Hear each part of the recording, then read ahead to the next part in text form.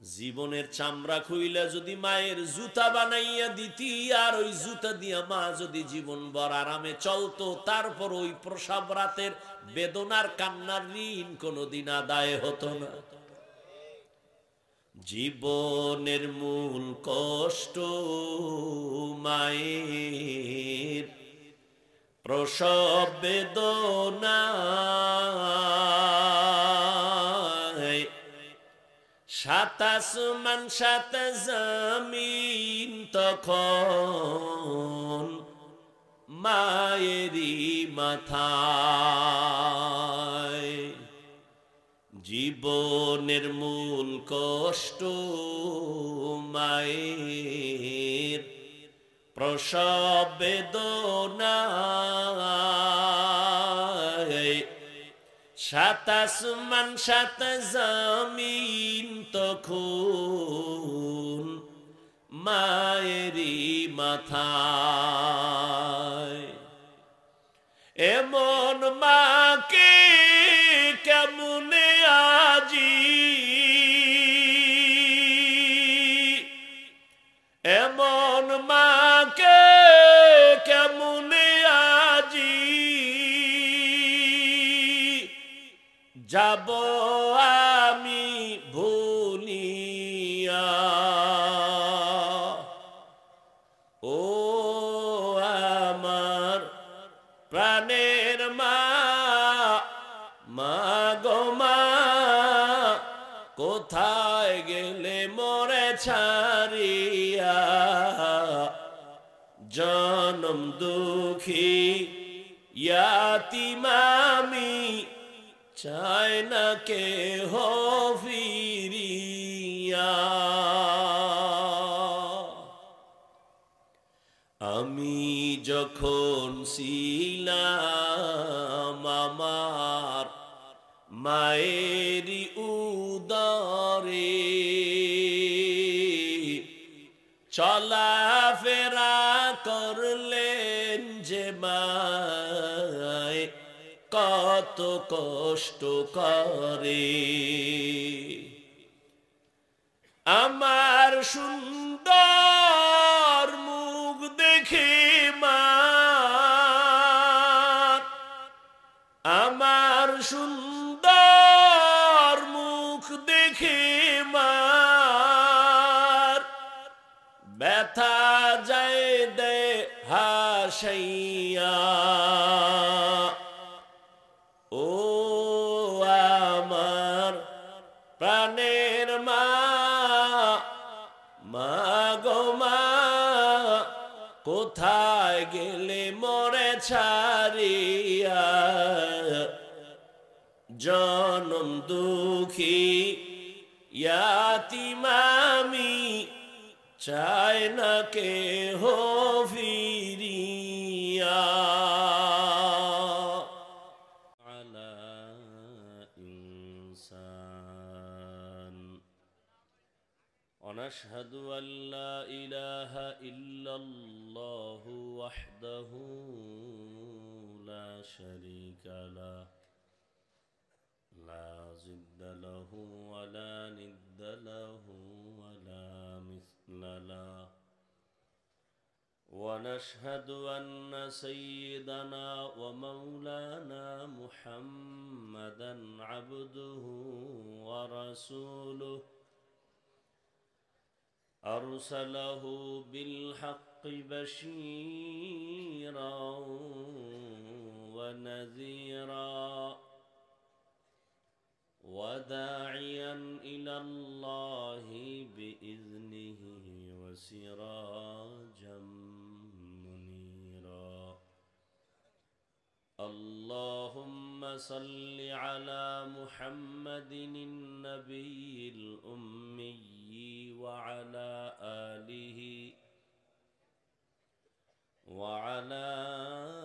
آله وسلم تسليما.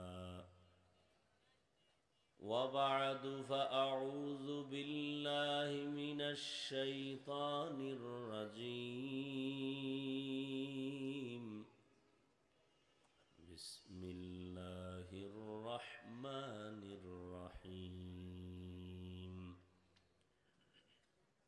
يا أيها الذين آمنوا استعينوا بالصبر والصلاة إن الله مع الصابرين.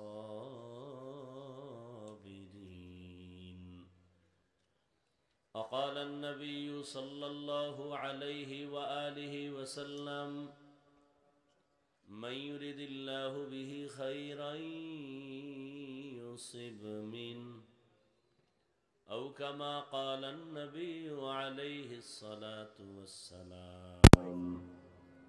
صدق الله مولانا العظيم وصدق رسوله النبي الأمي الكريم ونحن على ذلك من الشاهدين والشاكرين والذاكرين والحمد لله رب العالمين.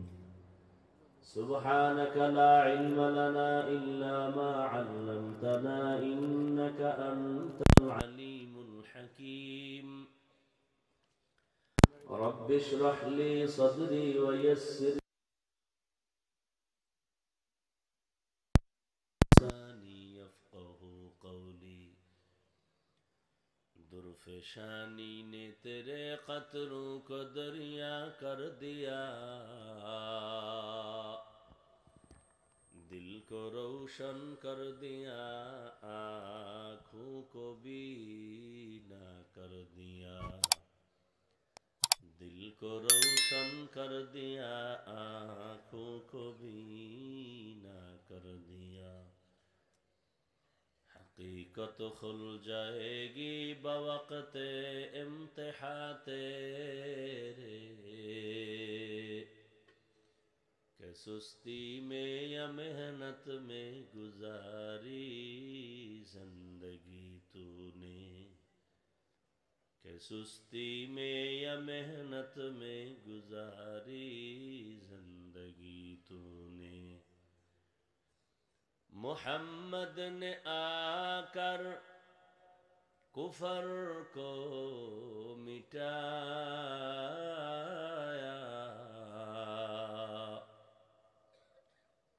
کفر کو مٹا کر صداقت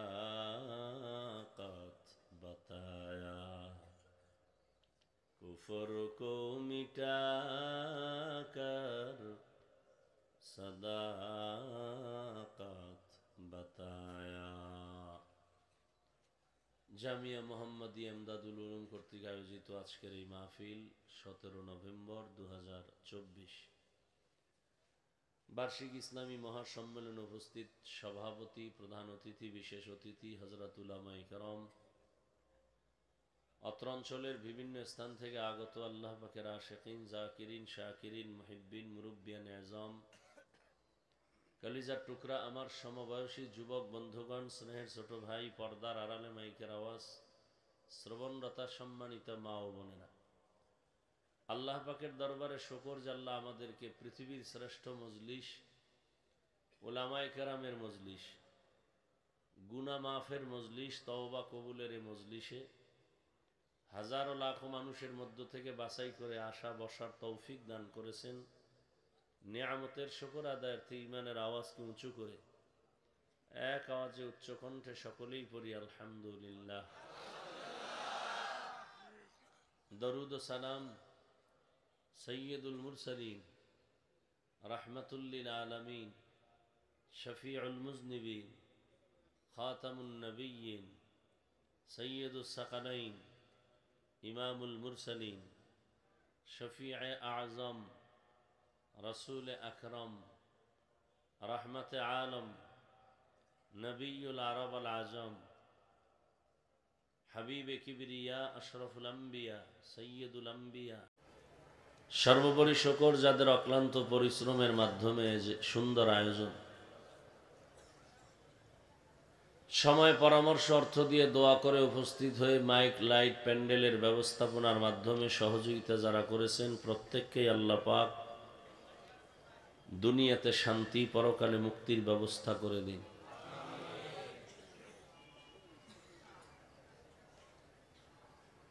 হযরত উলামায়ে কেরাম আলোচনা করেছেন, আপনারাও ধৈর্যের সাথে শুনেছেন।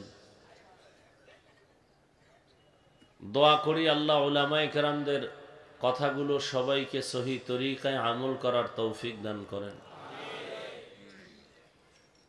উলামায়ে কেরামের ইজ্জতকে আল্লাহ বেশি বেশি বাড়ায় দেন। যারা উলামায়ে কেরামের বিরুদ্ধে কথা বলে আর ফেসবুকে লেখে, উলামায়ে কেরামের ইজ্জতকে নষ্ট করার বিভিন্ন ভাবে ষড়যন্ত্র করে, আল্লাহ ওদের হেদায়াত দান করেন। আল্লাহ পাকের ইলম ও কুদরতে হেদায়াত যদি না থাকে, ওদেরকে আল্লাহ কুদরতের দ্বারা দমন করে দেন। উলামায়ে কেরামের ইজ্জত যত বাড়বে, উম্মতের ইজ্জত সম্মান বাড়বে। আর উলামায়ে কেরাম অসম্মানিত হলে উম্মতেরও অসম্মান। কিয়ামত পর্যন্ত আর নবী আসবেন না। আপনাদের ধারণা কি নবী গাজীপুরে আসবেন? বাইতুল মুকাররমে আসবেন? আর এক সেকেন্ডের জন্য নবীজি এই জমিনে আর সাহাবায়ে কেরাম জবাব দেন। কোন আইম্মায়ে কেরাম, ইমাম বুখারী, ইমাম মুসলিম, ইমাম তিরমিজি, ইমাম আবু হানিফা, ইমাম শাফি, ইমাম মালিক, ইমাম আহমদ বিন হাম্বল রাহিমাহুমুল্লাহ কেউ আসবেন? বড় বড় আউলিয়ায়ে কেরাম, খাজা মাইনুদ্দিন চিশতি, বড়পীর আব্দুল কাদের জিলানী, মুজাদ্দিদ আল ফেসানি, খাজা মাইনুদ্দিন চিশতি আজমিরি, শাহজালাল, শাহ পরান, শাহ মখদুম, শাহ আমানত, শাহ আলী, খানজাহান আলী, বাইজিদ বুস্তামি, জুনায়েদ বাগদাদি, শায়েখ শিবলি, হুসাইন সাহারওয়ার্দি, আনোয়ার শাহ কাশ্মীরি আর আসবেন? কিয়ামত পর্যন্ত এই জাতিকে শান্তির পথ দেখাবেন একমাত্র, শুধুমাত্র, কেবলমাত্র উলামায়ে কেরাম। উলামায়ে কেরাম ছাড়া এই জাতিকে যারা উল্টাপাল্টা পথ দেখাবে, এই পথ মরার পথ। এ পথ দুনিয়াতে ধুকে ধুকে কষ্ট পাওয়ার পথ। এ জাতিকে একমাত্র শান্তির পথ দেখাতে পারে কোরআন সুন্নাহর আলোকে কারা? উলামায়ে কেরাম। ভালো করে বুঝেন, ভুল হলে ধরায় দিয়েন, বেদবি করেন না, সাবধান। উলামায়ে কেরামের সাথে আজ বাংলাদেশে যত ঝামেলা, শুধু উলামায়ে কেরামের সাথে বেয়াদবি করার ফলাফল। কথা ঠিক? চাই সেটা সামাজিকভাবে হোক, রাষ্ট্রীয়ভাবে হোক, ব্যক্তিগতভাবে হোক। অনেকে ব্যক্তিগতভাবেও আলেমদের সাথে বেয়াদবি করে না? করে না? ইমামের সাথে পাওয়ার দেখায়, আছে না নাই? রাষ্ট্রীয়ভাবে বেয়াদব যে, সেও বেয়াদব, ব্যক্তিগত বেয়াদবি করলে সেও বেয়াদব। এক কথায় উলামায়ে কেরাম ছাড়া এই জাতিকে কেউ শান্তির পথ দেখাতে পারবে না। এজন্য এই জাতির জন্য একমাত্র নির্ভেজাল আপন কলিজার বন্ধু উলামায়ে কেরাম। আর সব বন্ধু ধান্দাবাজ, সব স্বার্থপর। একমাত্র নিঃস্বার্থ এ জাতির বন্ধু উলামায়ে কেরাম, কোনো সন্দেহ নাই। এই উলামায়ে কেরামের ইজ্জত উম্মতের ইজ্জত। কথা ঠিক? আর এই উলামায়ে কেরাম যার আদর্শ লালন করেন, তিনি হলেন রহমাতুল লিল আলামিন। তিনি কেমন পারফেক্ট একজন আদর্শবান ব্যক্তি, যার আদর্শের সাথে পৃথিবীর কারো আদর্শের কোনো মিল নাই। এরপর আমি একটু আগে বয়ান করে আসছি আপনাদের গাজীপুরের আরাক এলাকা। নবীজির আদর্শ ছাড়া, সত্য কথাটা মানেন আর না মানেন, অন্তত স্বীকার করেন, নবীজির আদর্শ ছাড়া আর সুন্দর আদর্শ কার মধ্যে আছে? তাল মিলেন না, বুঝা কোন নাই বললে নবীরটা মানেন না কেন? কথা বলবেন খুব হুঁশের সাথে, তাল মিলেন না। নবীজির থেকে সুন্দর আদর্শ কারো কাছে আছে? থাকলে বলেন। যদি কেউ ভরা মজলিসে দাঁড়ায় বলতে পারেন নবীজির আদর্শ থেকে একটু ভালো আদর্শ আছে শেখ মুজিবুর রহমানের ভেতরে, আমার কথা শুনেন, এরপরে জবাব দিবেন। বহুত লাফাইছেন, একটু থামেন না, একটু ঠান্ডা মাথায় শুনেন। দেশ স্বাধীন হয়েছে না? হয় নাই? নাকে তেল লাগায় ঘুমাইতেছেন না? দেশ স্বাধীন। আর ঢাকার শহরে মহিলারা সাংবাদিকদের নিয়ে বলে আমগো দেহ ব্যবসার অধিকার আবার ফেরত চাই। এজন্য কোনো বেঈমান বিধর্মী না, মুসলমানকে মনে রাখতে হবে। মুসলমান স্বাধীন হয়ে চিৎকার দিবে ওদিন যেদিন ইসলামের স্বাধীন হবে। মুসলমান নাকে তেল লাগায় ঘুমাবে সেদিন যেদিন এদেশের প্রত্যেকটা পরতে অঞ্চলে কোরআনের বয়ান বুক ফুলায় আলেম করবে, কোনো সুদখোর বেনামাজির অনুমতি নিতে হবে না। ওখানে বলে আসছি, মাহফিলে যারা বাধা দিবে তাদের নাম লিস্টি করো। ছাত্র জনতার আন্দোলন হয়নি, সফলতা হয় নাই উলামায়ে কেরাম মাঠে না আসা পর্যন্ত। মুসলমান প্রয়োজনে আবার জীবন দিবে। মুগ্ধ কেন? আবু সাইদ কেন আবার জীবন দিবে? কোনো ব্যক্তির জন্য না, নেতার জন্য না, কোনো দলকে ক্ষমতার থেকে নামানোর জন্য আর উঠানোর জন্য না, দেশের জন্য, মানবতার জন্য, ইসলামের জন্য। কাফনের কাফন রেডি রাখো, আবার ডাক আসবে, আবার নামবো, আবার জালেমের বিরুদ্ধে আন্দোলনে নামতে হবে। উলামায়ে কেরাম বুক ফুলায় বয়ান করবেন। কোন নেতা যদি বাধা দেয় লিস্টি করো, কোন প্রশাসনের ব্যক্তি বাধা দিলে লিস্টি দাও, তারা কি বলতে চায় রেকর্ড করো, আবার উলামায়ে কেরাম নিয়ে ময়দানে অবতীর্ণ হব। স্বাধীন কি এর অর্থ ওয়াজে বাঁধা হবে? স্বাধীনের অর্থ কি ইমাম তার মসনদ থেকে বিদায় নিতে হবে? এই সমস্ত যারা করে, আমার মতো কোনো হুজুরও যদি লেবাস পইরা উল্টা পাল্টা করে লিস্টি করো, লিস্টি করে কথা রেকর্ড করে আমাদের হাতে দাও। ইনশাআল্লাহ কোনো ব্যক্তি কারো উপরে জুলুম করবে, সে যেই হোক, সোনার বাংলায় তাকে ঠাঁই দেওয়া হবে না ইনশাআল্লাহ। আল্লাহ হেদায়েত দান করুন। কেউ যদি দাঁড়ায় বলতে পারেন নবীজির আদর্শ থেকে আরেকটু সুন্দর আদর্শ আছে জিয়াউর রহমান সাহেবের কাছে, আল্লাহর জাতের কসম, আমি নবীরটা বাদ দিয়ে আমি জিয়া সাহেবেরটা নিব, আমি নবীরটা বাদ দিয়া শেখ মুজিবুর সাহেবেরটা নিব। আমার ইমানের কথা আমি বলছি, ভালো করে বুঝবেন, তারপরে আওয়াজ দিবেন। রসুলের থেকে আদর্শ যদি কেউ বলে আব্রাহাম লিঙ্কনের মধ্যে আছে, আমি তারটা নিব, নবীরটা বাদ, পারবেন? পৃথিবীতে ১৫০০ বছর পর্যন্ত বহু পণ্ডিত আদর্শ বিক্রি করেছে, কিন্তু কেউ শান্তি দিতে। এক কথায় জবাব, পৃথিবীর সব ব্যক্তির বানানো আদর্শ নাপাক, একমাত্র মদিনার রসুলের আদর্শই হলো পাক। আমার রসুলের আদর্শ কেমন পাক, আর অন্যদেরটা নাপাক কেন? পুরা মানুষটাই নাপাক, খায় নাপাক, 3 বেলা খাইয়াও মদের বোতল লয়ে দৌড়ায়। তাহলে দেমাগ ভালো না নষ্ট? নষ্ট, দেমাগের থিওরি নষ্ট। 3 বেলা খাইয়াও এরপরে গাঞ্জা খায়, 3 বেলা খাইয়া বিড়ি টানে, আল্লাহর দেয়া নিয়ামত খাইয়া নাপাক খায়। নাই, যত বড় নেতা তত বড় ব্রেন নষ্ট, যত বড় তত বড় মদের বোতল। দেমাগ ঠিক আছে? নাই। খবর নাও, বউরে মা কয় কোন সময় মদের বোতল খাইয়া। কথা ঠিক? সত্য কথা মানো আর না মানো, অন্তত স্বীকার করো। আর রসুল কেমন পাক, যে রসুলের ৬৩ বছর হায়াতে ভুলেও কোনোদিন একটা মিথ্যা কথা বলেন নাই। আমার রসুল কেমন পাক, যে নবী 63 বছর হায়াতে কোনোদিন কাউকে একটা গালি দেন নাই, হাজারো গালি বেঈমানরা দিছে, নবী একটা গালির জবাবও দেন নাই।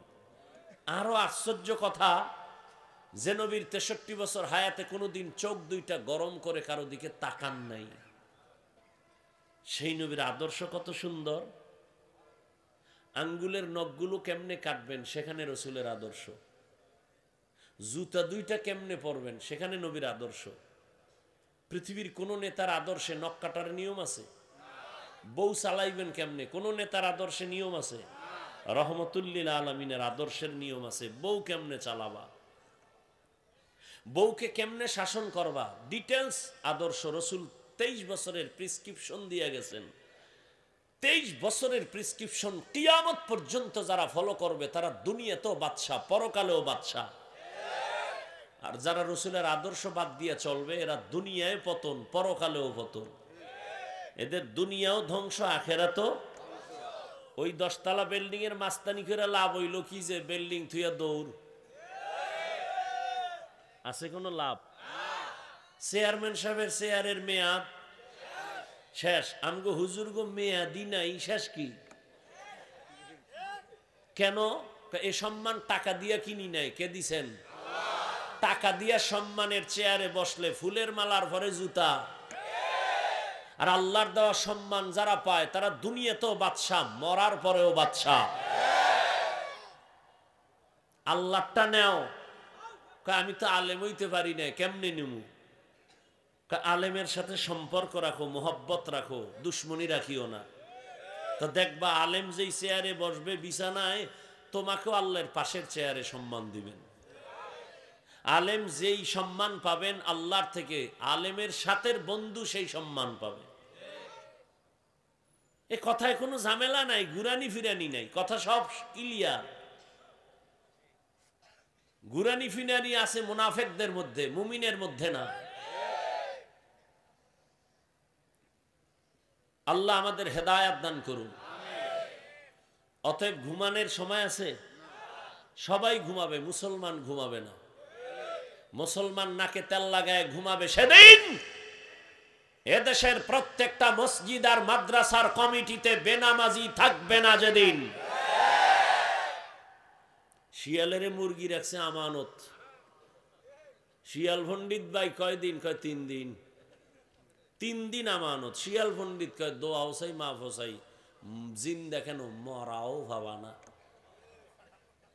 শিয়ালের হাতে মুরগি রাখলে যা হবে, সুদখোর বেনামাজির হাতে ধর্মের চাবি দিলে তাই হবে।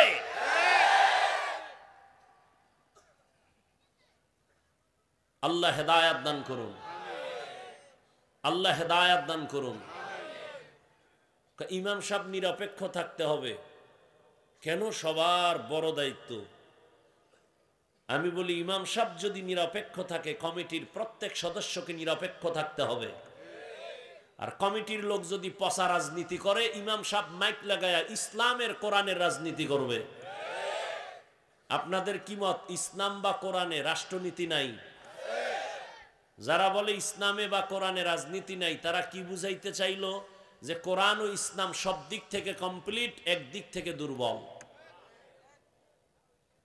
রসুল রাষ্ট্র চালাইছেন, আবু বকর চালাইছেন, ওমরে ফারুক চালাইছেন, ওসমান গনি চালাইছেন, রাষ্ট্র পরিচালনা হযরত আলী করেছেন।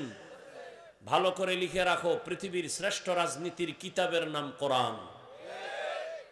পৃথিবীর শ্রেষ্ঠ রাজনীতির শিক্ষক আমার রসুল। পৃথিবীর শ্রেষ্ঠ রাজনীতির পার্লামেন্ট মসজিদে নববী। আর বলে মসজিদে রাজনীতি চলবে না। হ্যাঁ, মসজিদে দাঁড়ায় মেম্বারে নৌকার ভোট চাইলে, ধানের ভোট চাইলে, অন্য ভোট চাইলে যদি সমস্যা না হয়, তাহলে ইমাম সাহেব ইসলামের কথা বলবে, কোরআনের হাত দিয়ে আল্লাহর মোহব্বতে ভোট চাইবে, এতেও কোনো সমস্যা হবে না। আপনারা সবাই ইসলাম চান না? চান, কিন্তু এরপরও হয় না কেন? ভোটের আগের রাত্রের হাদিয়ায় কেবলা ঘুরে যায়। ঠিক নেই? বর্তমান বাংলাদেশে চেয়ারম্যান আছে আলেম, জানেননি? বর্তমানে আমাদের আপনাদের প্রিয় বক্তা চেয়ারম্যান না রানিং মুফতি হেদায়েতুল্লাহ আজাদি বরিশাল, বিবারিয়া চেয়ারম্যান আলেম মুফতি আমজাদ হোসাইন, সারা বাংলাদেশের চেয়ারম্যান এক জায়গায় করেন আর এদেরকে এক জায়গায় করেন। নোয়াখালী আছে খালেদ সাইফুল্লাহ সাহেব, বুড়া মানুষ, সাইকেলে লইয়া বাড়ি বাড়ি মানুষের সরকারের বরাদ্দ চাউল মাইপা মাইপা দিয়ে রাজনীতি শিখায় গেছে রসুল। তুমি কি রাজনীতি শিখাবা? রসুল শিখায় গেছেন। ওমরে ফারুক খেলাফতে, নবী নাই, আবু বকর নাই, এরপরে কে আছেন? রাষ্ট্রের ক্ষমতায় কে আছেন? ওমর। ঈদের বাকি একদিন, রোজার ঈদ, বিবি একদিন আইসে কয় আমগো বাজার টাজার লাগবে না, কিন্তু বাচ্চাদের কিছু পোশাক লাগে, একটু কেনার ব্যবস্থা করেন। যার হাতে পুরা দুনিয়া হাতে, অর্ধজাহানের খলিফা, শয়তান ওমরের ভয় পায়। হ্যার খানে বিবি কয় সন্তানের পোশাক নাই, ঈদের বাকি আছে একদিন, পোশাক নিয়ে আসেন। ওমর কি কয়? পোশাক কেনার টাকা নেই। কি নেই? পোশাক কেনার টাকা নেই। বিবি বুদ্ধি দেয়, যেহেতু টাকা নাই বলছেন, তা একটা পরামর্শ। কি? তা আপনি যে অর্থ মন্ত্রণালয়ের দায়িত্ব যারা দিছেন তার কাছে একটা চিঠি লেখেন যে আমাকে 1 মাসের অগ্রিম বেতন দাও, 1 মাসের অগ্রিম বেতনটা পাঠায় দাও। বিবির কথা শুই না ওমর কা ঠিক আছে। এবার চিঠি লেখলেন। অর্থ মন্ত্রণালয়ের জিম্মেদার আবু ওবায়দা ইবনুল জাররার রাদিয়াল্লাহু আনহু, তার কাছে হযরত ওমর চিঠি লেখলেন, এই আবু ওবায়দা, আমার আগামী মাসের বেতনটা একটু দিলে একটু ভালো হয়, সামনে ঈদ আসতেছে তো। বার্তাবাহক চিঠি নিয়ে চলে গেলেন। ওমরে ফারুকের চিঠি অর্থ মন্ত্রণালয়ের জিম্মেদার আবু ওবায়দা ইবনুল জাররার হাতে দিলেন। চিঠি খুইলে আবু ওবায়দা কাঁদতেছেন। আরে ওমর এমন কি কইল যে আবু ওবায়দা কাঁদেন? আবু ওবায়দা উল্টা আর একটা চিঠি লিখলেন ওমরের কাছে, আর বলে দিলেন, এই বার্তাবাহক যাও, আমার চিঠি ওমরের কাছে দেও। চিঠির মধ্যে 2টা প্রশ্ন করেছি, যদি আমার খলিফা জবাব দেয় আমি টাকা নিয়ে আসবো, আমি নিজে। 2 প্রশ্ন তুমি দেখো না, তাকে দিয়ে দেখাও। লেখা চিঠি কাভার করে দিয়ে দিছে। ওমরের কাছে যখন উল্টা চিঠি আইছে, খুইলা ওমর কাঁদতেছে। ওমরের চোখে পানি। এই আবু ওবায়দা, আমি খেলাফতের দায়িত্বে, অর্ডার দিলেই তো, টেলিফোন করলেই তো গোষ্ঠী শুদ্ধ দিয়ে দিবি, টাকার অবস্থা কেন? প্রশ্ন 2টা। আবু ওবায়দা বলে, টাকা আমি দিব, তবে আমার 2 প্রশ্নের জবাব দেন। আপনি যে 1 মাসের অগ্রিম বেতন চাইছেন, আগামী 1 মাস আপনি বাঁচবেন কিনা তার গ্যারান্টি দেন। রাজনীতি বলে ইসলামে নাই। দ্বিতীয় প্রশ্ন, আপনি আজকে চেয়ারে বসে আছেন, আগামী 1 মাস আপনারে জনগণে চেয়ারে খলিফা রাখবে কিনা জবাব দেন। আপনি যে এখন বইয়া রইছেন চেয়ারে প্রধান, আগামী 1 মাসের যে বেতন নিবেন, ওই 1 মাস আপনারে জনগণ রাখবে না জোহরের আগে দৌড় দিবেন? কি রাজনীতি বুঝে না? হুজুরেরা কি বুঝে? হুজুরেরা যা বুঝে, এটা বুঝার মেধাই তো তোমার নাই। পৃথিবীর শ্রেষ্ঠ বুদ্ধির কিতাবের নাম কোরআন। এই কোরআন যার কাছে আছে সে হলো পৃথিবীর শ্রেষ্ঠ বুদ্ধিজীবী। আপনি 1 মাসের বেতন চাইলেন, জনগণ আপনার 1 মাস রাখবে কিনা? ওমর কাঁদে আর আল্লাহ, আবু ওবায়দাকে তুমি কবুল করো। আবু ওবায়দা আমাকে সতর্ক করে আমার অন্তরের কলবের চক্ষু খুলে দিছে। এর নাম ইসলাম। যেই ওমরের হুঙ্কারে হরিণ আর বাঘ এক ঘাটে পানি খায়, কোনো ঝগড়া নাই, দুশ্মনী নাই। যেই ওমর রাস্তা দিয়ে হাঁটলে শয়তান পালিয়ে যায়, যেই ওমরের হুঙ্কারে রাশিয়া রোম সম্রাট কাঁপতেছে, এই ওমরকে ডারে গরম গরম গরম পুরো দুনিয়া। কারণ কি? গোয়েন্দা ফাটায় কয়, দেখ তোর বডিগার্ড কয়জন? গোয়েন্দায় কয়, ওমরের একটা লোক বডিগার্ড নাই, একা একা আড়ে। কয়টা ফাওয়ারটা কি? গোটা দুনিয়া কাঁপতেছে এই লোকটার কারণে। একটা গার্ড নাই? কোনো গার্ড নাই। কথা হলে মাইরে ফেলাইলে আমরা লুটি ফুটে খেতে পারবো, মারবো কেমনে? একা একা কোনানে ফাওনি, খোঁজ নাও। গোয়েন্দাদের খোঁজ লাগা এক লোক দিছে, তরবারি নিয়ে যা, যদি ওমরের একা পাও মেরে ফেলবি, পুরস্কার বড়। খোঁজ নিয়ে দেখে ওমর একা। হঠাৎ পাহাড়ের পার্শ্বে একটা খোলা ময়দানে ওমর হাতের বালিশ বানাইয়া ওমর ঘুমায়। খবর পাইয়া খুশি, ওমরের একা পাইছি, মারা বড় সহজ। আমার মাওলায় যদি রাখে, মারবে কোন চোরায়? তরবারিটা খাম থেকে বের করে দুশ্মন ময়দানের পার্শ্বে দাঁড়ায় ভাবে, ওমর তো একা ওই পার্শ্বে ঘুমায়, আমি যাই। এক কদম যায়, আবার দাঁড়ায়, আবার চিন্তা করে কি করি। যাইতে যাইতে আগায়, পেছনে আবার সামনে, আবার পেছনে, আবার সামনে, আবার পেছনে। সামান্য একটু জায়গা বাকি, কিন্তু কাছে গিয়া তাকায় দেখে ওমর ডান হাতের বালিশ বানাইয়া ঘুমায়। জঙ্গলের একটা বাঘ ওমরের চারপাশে ঘুরে আর পাহারা দেয়। মানুষের দাম বেশি না বাঘের দাম বেশি? মানুষ কার গোলাম? হ্যাঁ, ভালো করে মুখস্থ করো, পেছ লাগায়ও না। বাঘ মানুষের গোলাম, গরু মানুষের গোলাম। মানুষ কার গোলাম?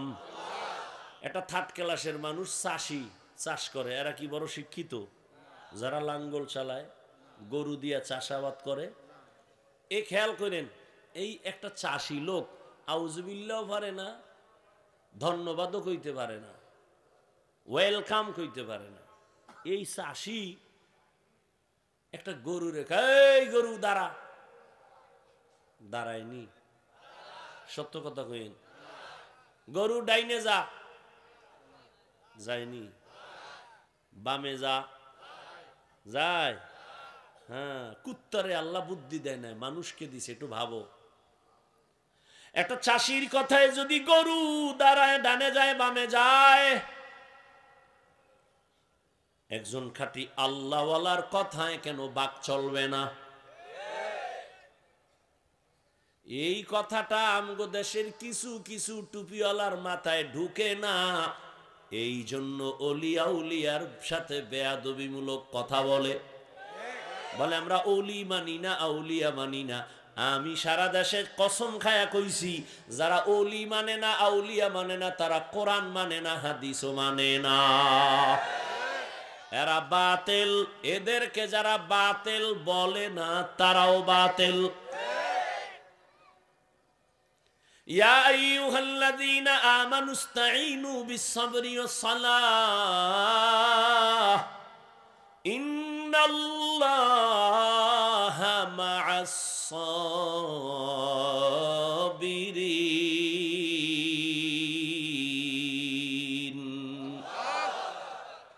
আল্লাহ বলেন, হে মুমিন, সাহায্য প্রার্থনা করো সবর ও সালাতের মাধ্যমে। নিশ্চয়ই আমি আল্লাহ সাবিরিনদের বন্ধু হয়ে থাকি। নবীজি বলেন, মাইয়ুরিদিল্লাহু বিহি খাইরান ইউসিব মিন। এই আমারও কিন্তু জরুরত আপনাদের থেকে বেশি। আপনারা যাইবেন 1.5 কিলো, আমার যেতে হবে 100 কিলো। অতএব আমনে গেলে আমিও যাবো গিয়া। সব জায়গায় চালাকি চলে না। আপনার উঠার ব্যারাম থাকলে ভিতরে ঢুকছেন কেন? ওই কত আশেকরা রাস্তায় দাঁড়ায় দাঁড়ায় বয়ান শুনে ফাঁকে ফাঁকে বিড়ি টেনে আবার ইয়ে খাড়ায়, কথার কথা। আর এখানে কত আলেম বসা, মুরব্বী বসা, এদেরকে ডেঙ্গিয়ে বের হন, আপনার ভয় লাগে না? ফারদার উল্টাপাল্টা করলে আমি মোনাজারটা দিয়ে নেমে যাব। আমনের বাসায় জরুরত আমার থেকে বেশি না, তাহলে আমিও চলে যাব। আপনি বাসায় যাবেন, আমি যাব না? সারাদিন রাতে 3 ঘন্টা ঘুমাইতে পারি না। আপনি বলবেন আপনি এগুলি না করলে সমস্যা কি? ওলামায়ে কেরাম কুত্তার মতো দৌড়ায় সারা দেশে। তাবলিগলাদের এক দৌড়, পীর সাহেবদের দৌড়, জুমার খতিবের দৌড়, আমগো দৌড়। এই দৌড় আছে বিদায় এখনো আল্লাহর নাম নেওয়ার সুযোগ পাই। না হয় নাস্তিকরা দরজায় তালা দিয়ে রাখতো, মসজিদের মাইক বন্ধ করে দিত। দেখেন নাই যে ওয়াজ চলবে, বাইরের মাইক চলবে না। কিন্তু ওই নাস্তিকের বাচ্চাগুলো কোনোদিন বলে নাই যাত্রার প্যান্ডেলের মাইক বন্ধ কর, সিনেমার প্যান্ডেলের মাইক বন্ধ কর। বিয়ার অনুষ্ঠান চলে হাজী সাহেবের বাড়ি, 6 তলা বিল্ডিং, কাফে। ইমাম কয় কিও রাত্র 12টার পরে ভূমিকম্প নি? কয় না হুজুর, দাওয়াত পান নাই, আমার মাইয়ার না গায়ে হলুদ। হাজী সাহেব মিশা কইছি? মুসলমানের জন্য গায়ে হলুদ হারাম। আমার দায়িত্ব বলার, মানবেন কিনা সে দায়িত্ব আপনার। এই জন্য দেখেন না এখন আর গর্বে আনোয়ার শাহ কাশ্মীরি আসে না, বাইজিদ আসে না। চোখ নষ্ট, পাও নষ্ট, কিডনি নষ্ট, দেমাগ নষ্ট সন্তান আসে। সন্তানের খাওয়াও হারাম, হৌর বাড়িতে খাও যৌতুক। ভালো সন্তান পাবা কেমনে? গাছ লাগাইছো তেঁতুলের, সেখানে বড়ইর আশা করলে কি হইব?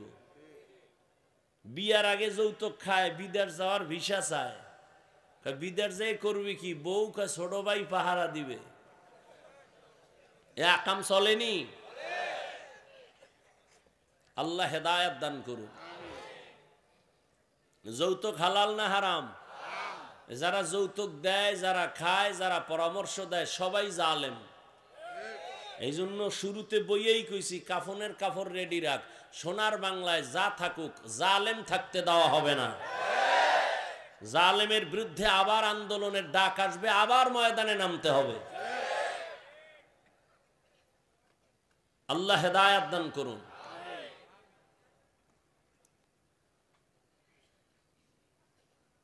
আল্লাহর নবী বলেন মাইয়ুরিদিল্লাহু বিহি খাইরান ইউসিব মিন।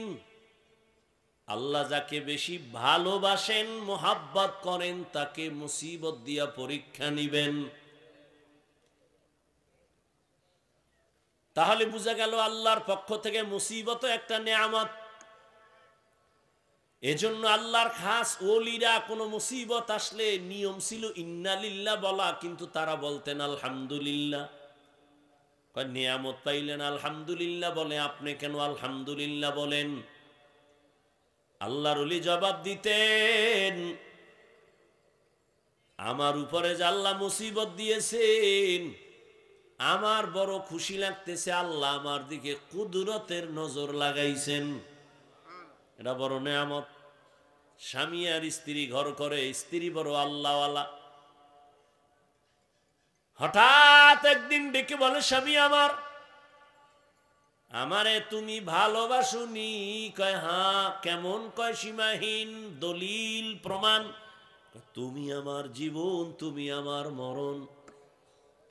তুমি যখন যা চাইবা আমার জীবন দিয়া রেডি। কয় চাইলে দিবানি? কয় কসম, চাইলেই দিয়া দিব। ম্যাডাম কয় ঠিক দিবানি? কাহা? কয় তালাক দাও। কি চাইছে? স্বামীর মাথা গরম হয়ে গেছে, কইলা কি? এটা ছাড়া অন্য কয় না, ওয়াদা করেছো চাইলেই দিবা, দাও। দুইজনের ভেতরে মৃদু একটু তর্ক লাগছে, সমাধানের জন্য নবীর দরবারে রওয়ানা। রাস্তার মাঝে গিয়া স্বামী বেচারা হঠাৎ করে পিছলে পড়ে পা ভেঙ্গে গেল, কান্না করে, ও মালিক আমারে বাঁচায়া দাও, তোমার কুদরতের নজর দিয়ে আমারে সুস্থ বানাও। স্ত্রী হাত ধইরা কয়, নবীর দরবারে যাওয়ার দরকার নাই, চলো বাড়ি যাই। বাড়ি যাইয়া স্বামীর কাছে কয়, স্বামী আর আমি তালাক চাই না, মাপ চাই, কথা উড্ড করে নিলাম। স্বামী কয়, যদি নাই চাও তো চাইলা কেন, বললা কেন, বলার পরে উড্ড কেন করলা? কয়, রসুলের হাদিস কি তুমি জানো না? আল্লাহ যাকে ভালোবাসবেন তাকে মুসিবত দিয়া পরীক্ষা নিবেন। আমি তোমার ঘরে এত বছর সংসার করলাম, কোনদিন একটা মুসিবত দেখলাম না, কোনো কান্না দেখলাম না, আহ শব্দ দেখলাম না। ভাবলাম যেখানে মুসিবত নাই সেখানে আমার মালিকের দয়ার নজর নাই, যেখানে মালিকের দয়ার নজর নাই ওখানে রহমত নাই, যেখানে রহমত নাই সেখানে আমিও নাই, এজন্য তালাক চাইছি। কিন্তু রাস্তায় গিয়া যখন পড়ে গেছো, পা ভেঙ্গে গেছে, আমার মালিকের কুদরতের মায়ার নজর চলে আসছে, মুসিবত। ভাবলাম আল্লাহর রহমত শুরু হয়ে গেছে। আমি উড্ড করে নিয়া ওয়াদা করলাম, যেখানে আল্লাহর রহমত আছে আমিও সেখানে আছি। আর আমরা কি করি? মুসিবত নাই, এর মধ্যে কত গালি, আল্লাহরে শুদ্ধ নামায় ফেলায়, পাইলে আল্লাহ। এই জমিনই আল্লাহরে রাখতো না, নমরুদ দিয়ে দেখো না, আল্লাহর কারণে সব ঝামেলা। কয় আল্লাহরই যদি মারতে পারি তো কেসা খতম। কয় বাঁশ দিয়া সিঁড়ি বানায় আল্লাহরে গুলি করব। কে? নমরুদ তীর নিয়ে উঠছে, আল্লাহরে গুলি করে মারবে। তুই কয় নাম্বারের চালাক? ঠিকই তোর তীর নিয়ে, ধনুক নিয়ে উপরে উঠা তীর মারছে, একটা পাখির গায়ে লাগিয়া রক্ত আইছে, এটারে লইয়া ধাক্কাইতে ধাক্কাইতে নিচে নাইমা কয় মাইরা লাইছে এই যে রক্ত। এত বড় মাস্তান বাহাদুর এই নমরুদ আমার আল্লাহকে মেরে ফেলার জন্য পাওয়ার দেখাইছে। ও জাতি জানো, ওই নমরুদের ধ্বংস করার জন্য আল্লাহর কত হাজার ফেরেশতা লাগছে। একটা মশা তাও অসুস্থ, মাথার জায়গা মতো যাইয়া ফাঁকে ফাঁকে একটা মিসকল দেয়, চান্দি গরম। এত ডাক্তার, এত কবিরাজ, মাথা ঠান্ডা হয় না। হঠাৎ ঘুইরা ফুইরা জোতার সাথে মোলাকাত, মাথা হিমেল হয়ে গেছে। নমরুদ ডাক দিয়া কয়, এত ডাক্তার কেন? জুতার ভিতরে যে আমার মাথার ঔষধ আছে তো জানি না। আমার সান কপাল, জুতা দিয়া বাড়ি মারলেই তো মাথা ঠান্ডা। কে মারবে? কয় বেতন দিয়া কর্মচারী রাখ। কর্মচারীরা আইকা কয়, তোর কাজ কি জানোনি? স্যার কি? কয় শুধুমাত্র জুতার বাড়ি, যত জোরে বাড়ি দিবি বেতন তত বাড়ায় দিবি। কেমন সান কপাল! এই যেমন তেমন কপাল মনে করছে। মাঝে মাঝে পায়ের জুতা কপালে লাগে, এটা বুঝতে হবে সান কপাল। আমেরিকার বুশের গালে জুতা লাগছে, সাংবাদিক বলে কাইফা হাল, কেমন লাগলো? কয় ডোন্ট মাইন্ড, এটা আমার গণতান্ত্রিক অধিকার। মাঝে মাঝে জুতা পায়ের থেকে গালে লাগা সান কপালের পরিচয়। এরে নবীর আল্লাহর গোলাম, এরে নবীর আশিক, মুসিবত আসবে, এটা আল্লাহর নিয়ামত। যদি তুমি নেক আমলের উপরে থাকো, মুসিবত আসবে, আল্লাহর নিয়ামত। এই মুসিবতে যদি পাশ করতে চাও, সাহায্য চাও আমার আল্লাহর কাছে দুই জিনিসের মাধ্যমে।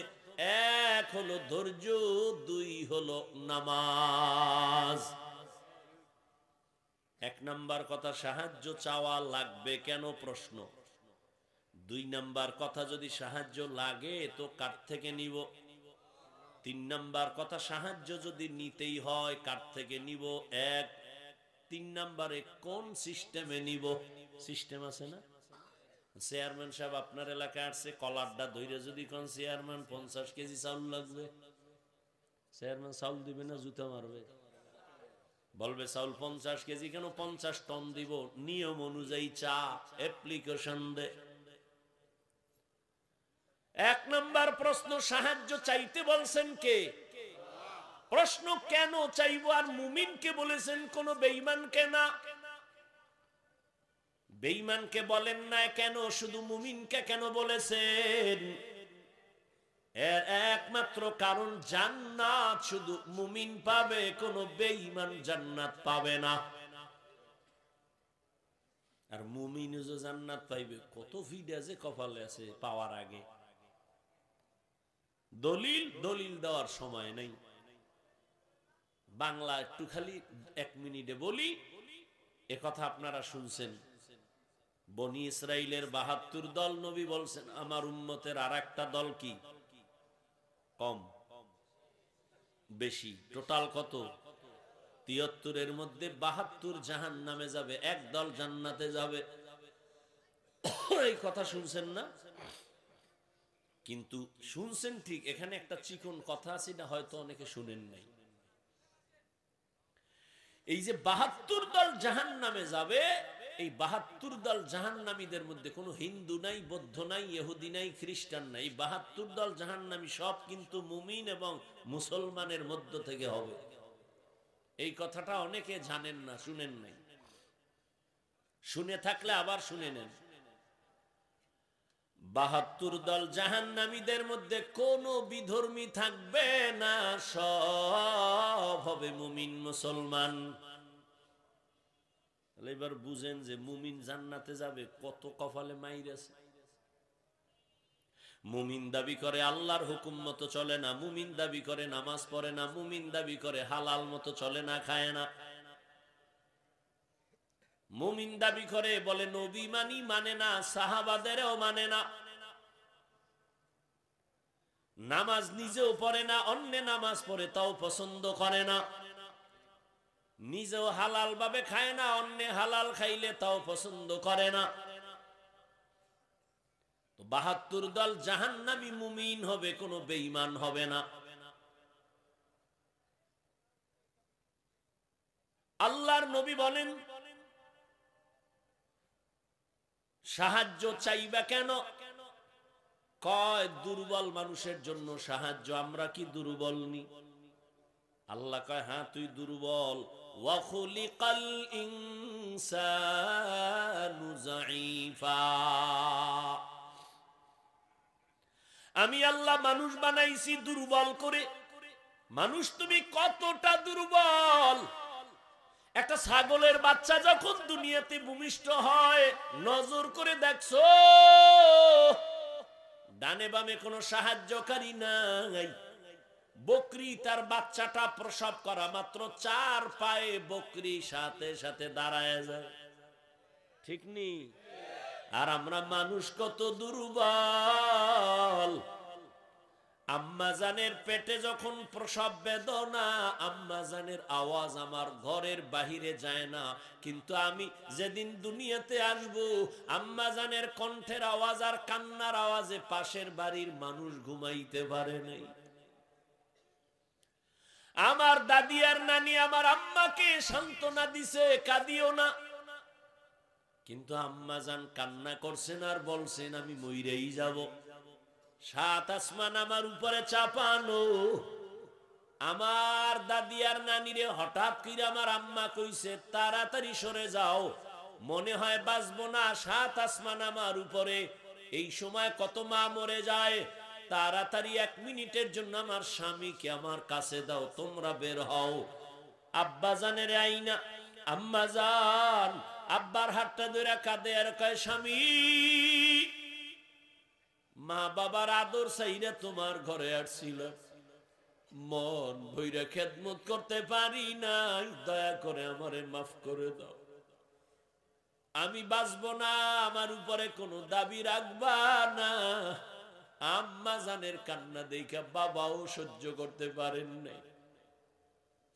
বাবা কান্না করে বলে, বিবি ধৈর্য ধারণ করো। বাবা এই সান্ত্বনা দিয়ে গিয়ে যায় নামাজে কান্না শুরু করছে। আহ, ও সন্তান, জীবনের চামড়া খুইলা যদি মায়ের জুতা বানাইয়া দিতি, আর ওই জুতা দিয়া মা যদি জীবন ভর আরামে চলতো, তারপর ওই প্রসব রাতের বেদনার কান্নার ঋণ কোনোদিন আদায় হতো না। জীবনের মূল কষ্ট মায়ের প্রসব বেদনা, সাত আসমান সাত জমিন তখন মায়েরই মাথায়। জীবনের মূল কষ্ট মায়ের প্রসব বেদনা,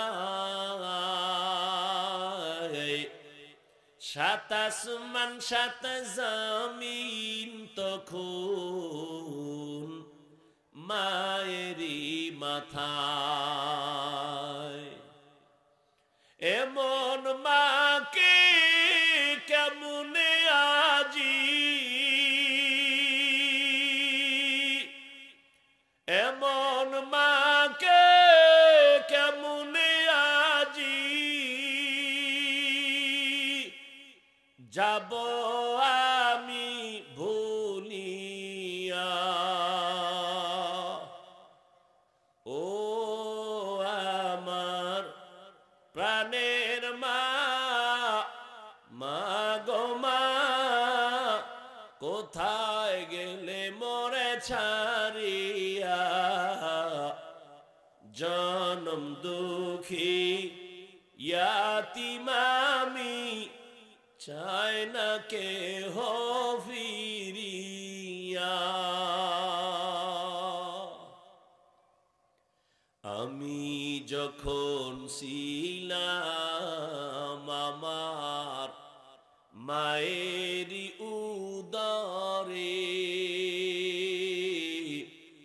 চলাফেরা করলেন যে মায় কত কষ্ট করে। আমার সুন্দর মুখ দেখে মা, আমার সুন্দর মুখ দেখে মা, ব্যথা যায় দে হাসাইয়া।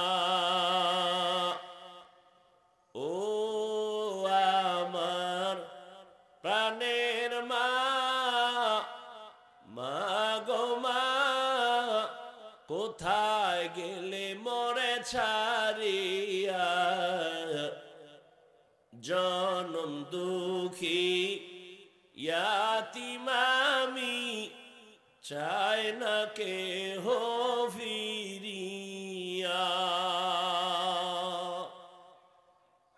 আম্মা জান যখন বেহুশ হয়ে পড়ে গেলেন, আমি দুনিয়াতে আসব, আমার দাদি নানি আমাকে ধরলেন আর আমাকে পরিষ্কার করে। আম্মা হুশ নাই, একটা চিৎকার দিয়ে বেহুশ হয়ে গেছে। দাদি নানি কয়, তাকায় দেখ ফুটন্ত গোলাপ।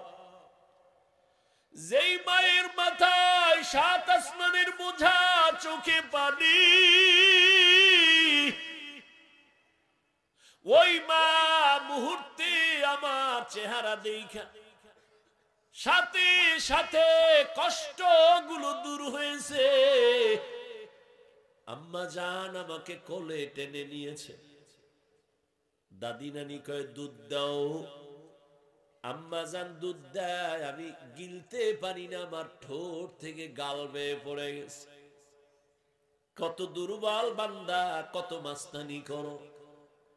আর একটা ছাগলের বাচ্চার দিয়ে তাকাও, চার পায়ে নিজে নিজে দাঁড়াইয়া, কেউরে দেখাইয়া দেওয়া লাগে না মায়ের ওলান কই দুধ কই, বাচ্চা নিজে খুঁজা খুঁজা মায়ের ওলানে মুখ লাগাইছে। তাকায়া দেখে মায়ের উলানটা শক্ত, দুধ আসে না। আমার আব্বা জান যদি আমি দুধ না পাইতাম, ডাক্তারের কইতো ঔষধ দাও, বাচ্চা দুধ পায় না।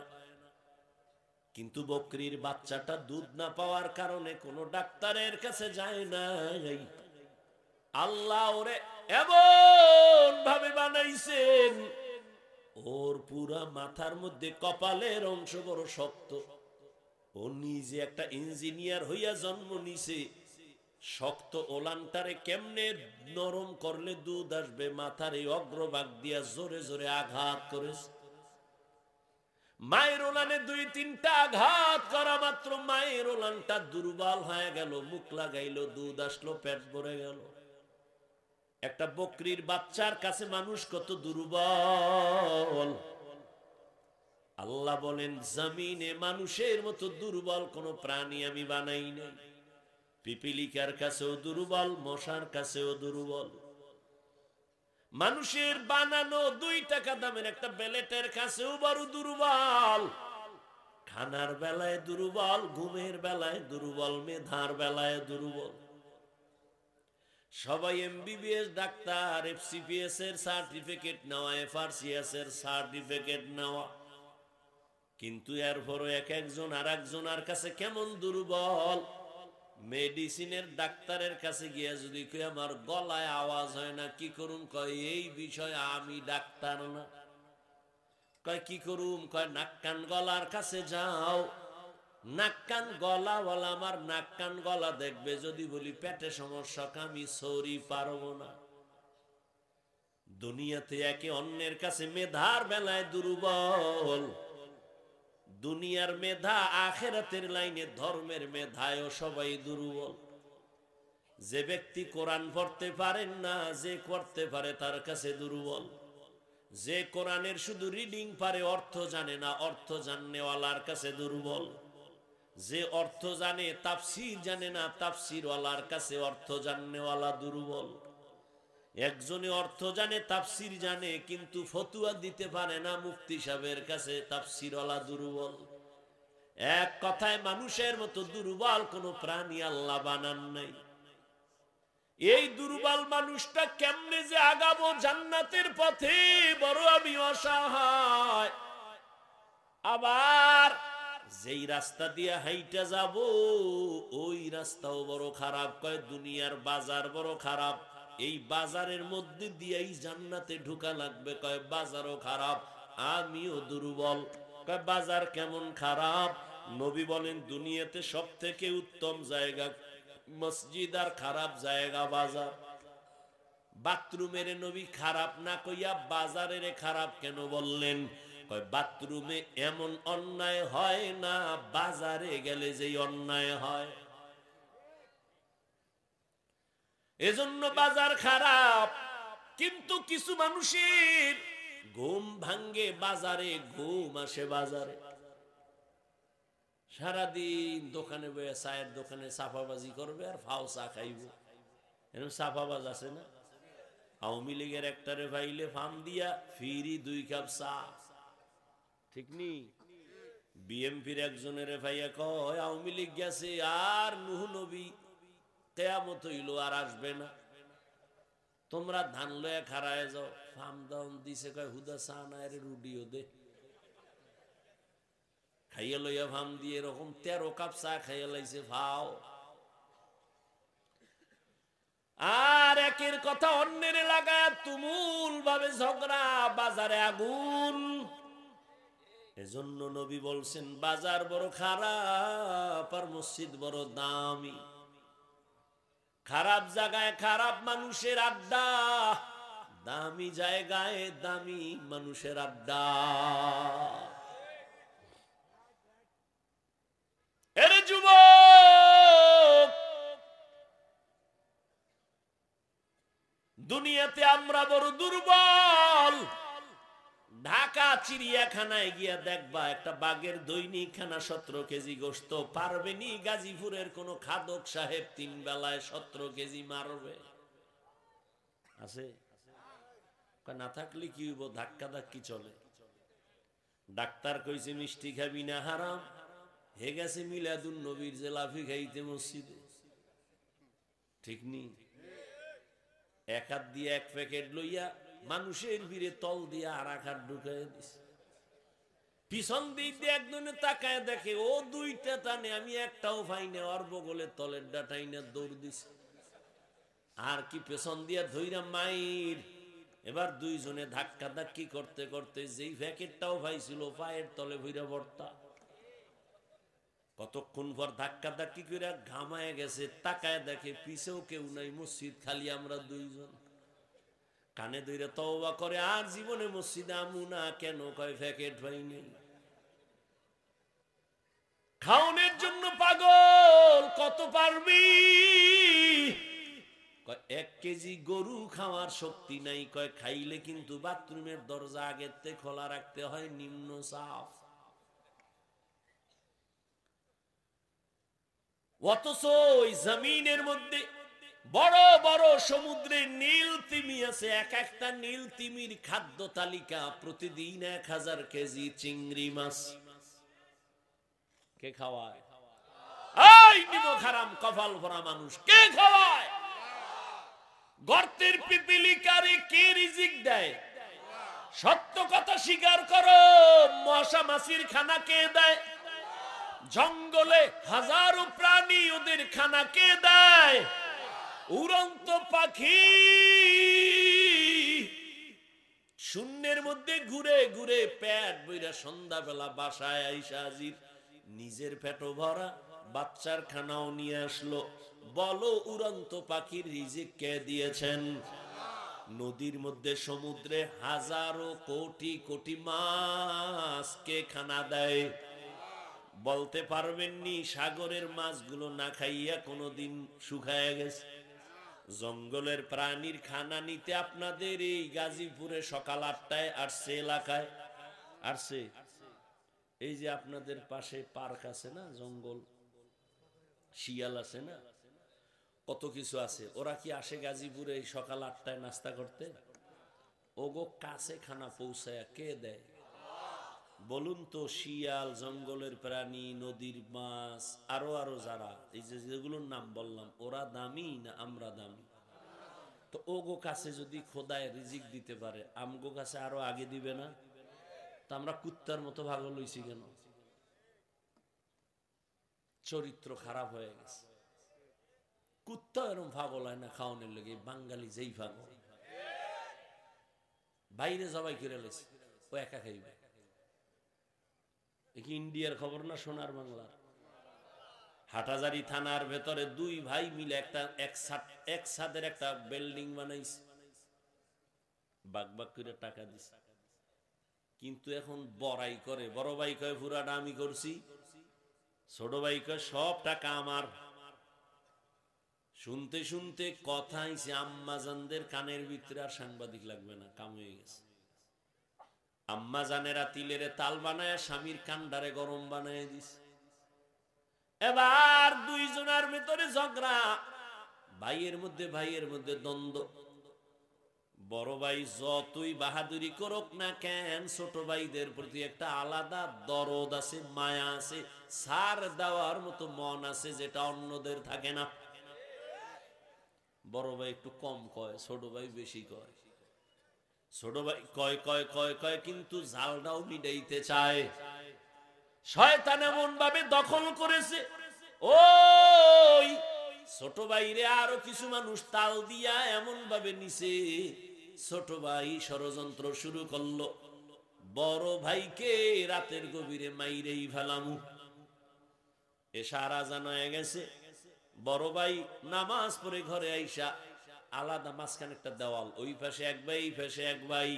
বড় ভাই খানা খাইতে বসছে, ছোট ভাই পিছন দিক দিয়ে ভাই কথা আছে শুনা যাও। ভাইরে নিয়ে গেছে, দরজাটা বাহির থেকে লাগায় দিছে। বড় ভাইয়ের বউ দরজাটাই না দেখে বন্ধ, বাহির থেকে লাগানো। ছোট ভাই বন্ধু বান্ধব নিয়া বড় ভাইরে ছাদের মধ্যে নিয়ে মায়ের শুরু করছে। বড় ভাইয়ের বউ শুনে ছাদের মধ্যে ধুম ধুম আওয়াজ হচ্ছে, দরজাও খুলে না। হঠাৎ টাইম 5 মিনিট, ঘন্টাকে ঘন্টা গেল, স্বামী আসে না কেন? একটা চিৎকার মারছে, পাশের বাড়ির মানুষ চলে আসছে। আইসা দরজা খুলছে, বের হইয়া স্ত্রী তো অন্তরে একটা বাড়ি মারছে। হঠাৎ দেখে ভাই রক্তে পুরা ছাদ লাল হয়ে গেছে। ওই কথা রাখ, এই হলো দুনিয়া। খাইতে পারে আধা কেজি, দুনিয়া সব খাওয়ার জন্য কুত্তার মতো পাগল হয়ে গেছে। আল্লাহ কয় তোর শরীর ঠিক রাখার জন্য আমি আম দিছি, কাঁঠাল দিছি, আমি নিজে পাকাইয়া দিমু, 1 মাস অপেক্ষা কর। কয় না, আমার জিব্বা কুত্তার থেকেও খারাপ, আমি এত ধৈর্য ধরতে পারি না। মার গাছের মধ্যে মেডিসিন মার, খোদায় ফাঁকাবার আগে আমি থাবড়ায় ফাঁকায় ভালামু, একেবারে আল্লাহর আগে ফাঁকায় দিস। খাইয়ে হইছে বাথরুম ফ্রি, রোড ফ্রি হয়ে গেছে। মানুষ কত নিমক হারাম, মাছ কত পিওর, মানুষ বানাইছে ভেজাল। ফল পিওর, মানুষ বানাইছে ভেজাল। হোটেলে খাবেন, আরে ভাই মানুষ টাকা দিয়ে খায় না? কথা বলেন না কেন? তা তুমি 2 নাম্বার তেল দিয়ে ভাজো কেন? 6 দিন আগের তেল দাও কেন? মানুষ তো টাকা দিচ্ছে, সমস্যা কি? তুমি 2 টাকা বাড়ায় নাও, মানুষকে ধোকা দাও কেন? ধোকা দিয়ে বাঁচতে পারছো? 10 বছরে যা কামাইছো 1 রাইতে সব আগুন লেগে শেষ। হে আল্লাহর মাইর, আল্লাহ হেদায়েত দান করুন। আমরা বড় দুর্বল। আবার যেই বাজার দিয়া জান্নাতে যাব, ওই বাজার বড় খারাপ। এর বরাবর 3 দল শয়তান আমার পেছনে টানে, যেন আগাইতে না পারি। মানুষ শয়তান, জিন শয়তান, নফস শয়তান। সাহায্য ছাড়া চলার কোন রাস্তা নাই। এতক্ষণ আলোচনা কইরা এক প্রশ্নের জবাব দিলাম, এবার আবার প্রশ্নের জবাবটা আপনাদের থেকে নেই। প্রশ্ন কি ছিল? সাহায্য লাগবে কেন? এই কেনর জবাব এই মাত্র দিয়া মোটামুটি গুছাইছি। এবার আপনাদের অন্তর কি বলে? সাহায্য ছাড়া চলা যাবে? এইবার প্রশ্ন দ্বিতীয়টা, সাহায্য লাগবে ফাইনাল, তবে কার থেকে নিব এ নিয়ে এখন পরামর্শ। আমি যদি জিগাই কার থেকে নিবেন, সবাই 2 হাতের সাথে ফাও 2টা আলগি দিয়ে কইব আল্লাহর থেকে নিব, কিন্তু এটা তাজা মিছা কথা। যদি মানুষ আসলেই আল্লাহর থেকে সাহায্য নিত, এই দেশে কোনো সুদী এনজিও থাকতো না। নিমক হারামের গোষ্ঠী গরিবের 5000 টাকা ধার দিবে না, নাই। আর যদি কয় সুদে লাগাবি, কয় 50 দিমু, ওরে সাথে সাথে জুতা মারা যাইতো।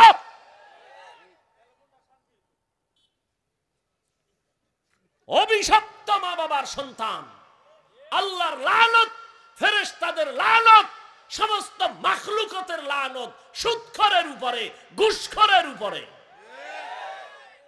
ওরা আল্লাহর দুনিয়ার বড় দুশমন, ওরা ডাকাত, ওরা জালেম।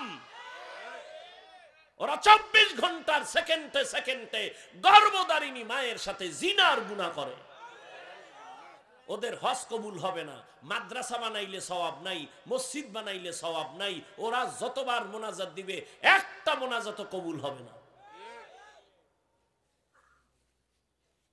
আল্লাহ কয়, এই বেঈমান রেডি থাক, আমি আল্লাহ নিজে তোর সাথে যুদ্ধ করব।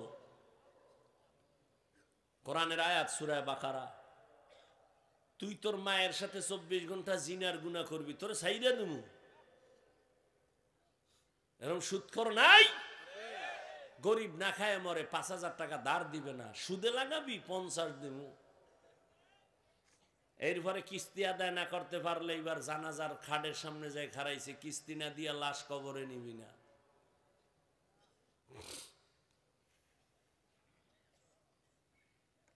আল্লাহ হেদায়েত দান করুন। বয়ান তো হচ্ছে, কাজে লাগে না কেন? শিয়ালের রাতে মুরগি। আল্লাহ হেদায়েত দান করুন। কষ্ট হইতেছে?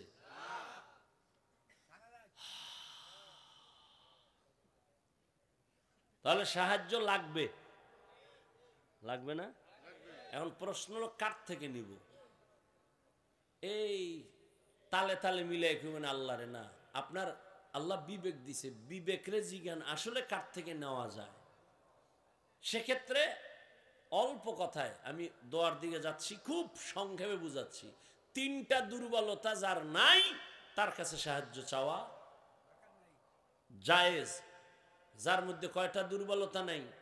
3টা। 1, যার পিছনে টান নাই। 2, যার অভাব নাই। 3, যার কোনো স্বার্থ নেই। এবার দুনিয়াতে একটা মানুষ, এই উঠো কেন, শেষ সময় মোনাজাতটা দিমু আর 5-10 মিনিটের মধ্যেই, ডিস্টার্ব করো না বাবা। কি আর 10 মিনিট ধৈর্য হবে না? বয়ান চলে ধৈর্যের। যার পেছনে টান নাই, দেখেন তো দুনিয়াতে এমন একটা মানুষ পাবেননি যার পেছনে টান নাই? আছে? পৃথিবীতে একটা মানুষও নাই। ও যত সামনে আগাইতে চায়, ম্যাডাম কয় দেও, আম্মা কয় দেও, বাবায় কয় দাও, ছেলে কয় দাও, মেয়ে কয় দাও, দাও দাও দাও দাও, দিতে দিতে আমি সামনে আগাইতে পারি না, পেছনে টান।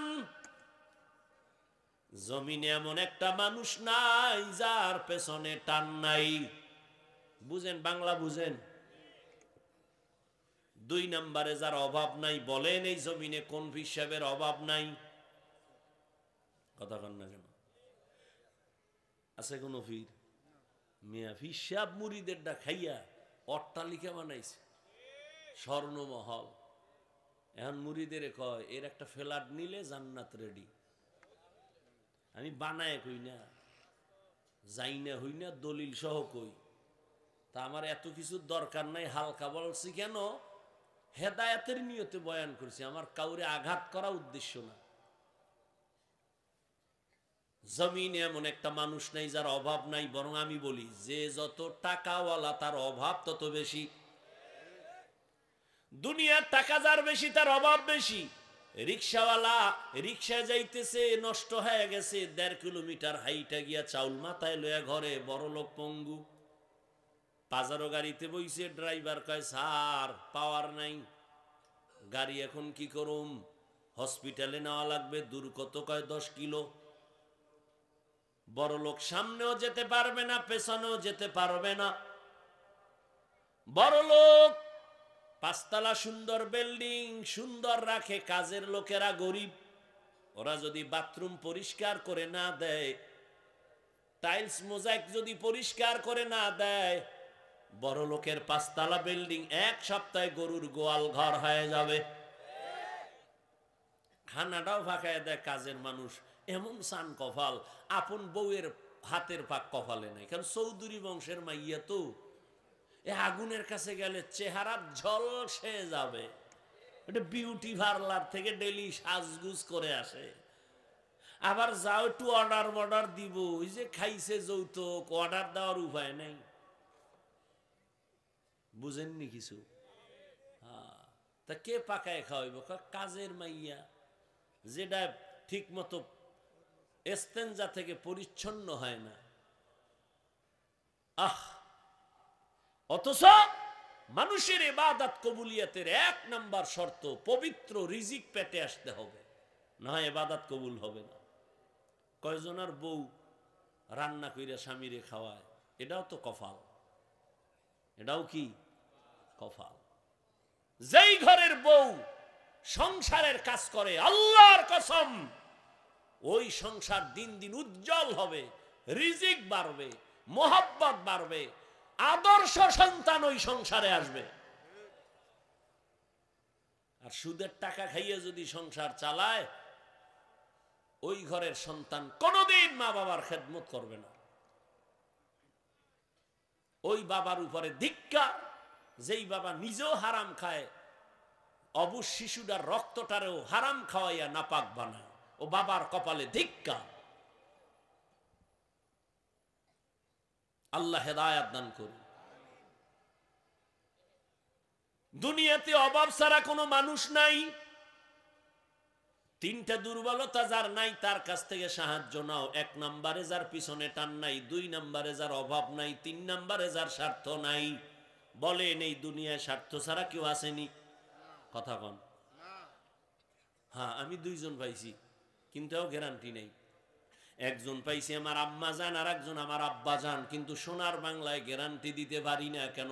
স্বার্থের টানে মা বাবা সন্তানের জবাই করে। এই প্রমাণ নাই? ভালো করে বুঝো। আপন বাবা আপন মাইয়াটারে হোটেলের মধ্যে রাতে ঢুকাইয়া বাবায় নিজে মেয়েটারে কয়, তুই আজকে রাত্রের জন্য স্ত্রীর সমান। ঘুমাইতেছেন, মোনাজাত দিয়াই ফেলাম, 2 মিনিট যে কমুয়াও কইতাম না, কপাল খব আউলে যাইতেছে। কোন দেশে আসো চিন্তা করো। মাইয়ারে হোটেলে ঢুকাইয়া আপন বাবায় কয় আজকে রাতের জন্য তুই স্ত্রী। নাউজুবিল্লাহ আসে না? আল্লাহ হেদায়াত দান করুন। তাহলে বুঝতে পারলাম দুনিয়াতে অভাব ছাড়া কোনো মানুষ নাই, পিছুটান ছাড়া মানুষ নাই, স্বার্থ ছাড়া কোনো মানুষ। তাহলে এই 3 দুর্বলতা যার আছে সে আমার চাইলেও দিবে না, দিবে না। কারণ ওর পিছনে টান, মাইয়া ফোলারে দিয়া থাকলে দিবে। দ্বিতীয়, নিজের অভাব পূরণ হইলে দিবে। তৃতীয়, স্বার্থ ছাড়া দিবে না। কি? কিন্তু এই 3টা দুর্বলতা নাই, একজন খুঁজা পাওয়া গেল, তিনি হলেন আমার রব। কে? ইয়া আইয়ুহান নাস আনতুমুল ফুকারাউ ইলাল্লাহ ওয়াল্লাহু হুয়াল গানিয়্যুল হামিদ।